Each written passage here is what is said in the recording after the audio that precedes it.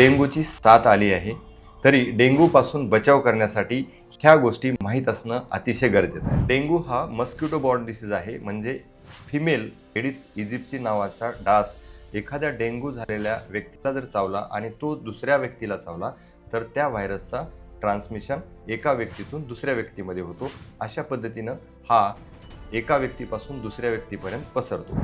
याचे प्रायमरी लक्षणं आहेत सिव्हिअर हेडॅक, डोकं दुखतं, डोळ्याच्या पाठीमागं दुखतं, त्याचबरोबर वॉमिटिंग सेन्सेशन म्हणजेच मळमळणे, उलटी होणे, त्याचबरोबर मसल आणि जॉईंट पेन होतात जास्त. अशी लक्षणं जर आढळली तर आपण तुरंत डॉक्टरांना दाखवणे गरजेचे आहे. मुख्यतः हे डास हे स्वच्छ पाण्यामध्ये राहतात, म्हणून ह्या डासांची उत्पत्ती थांबवण्यासाठी आपल्या आजूबाजूला असणाऱ्या झाडांच्या कुंड्या किंवा हौद, स्टोरेज यांना एक वेळेस कोरडं करणे खूप गरजेचं आहे. तसेच पूर्ण कपडे वापरणे, खिडक्यांना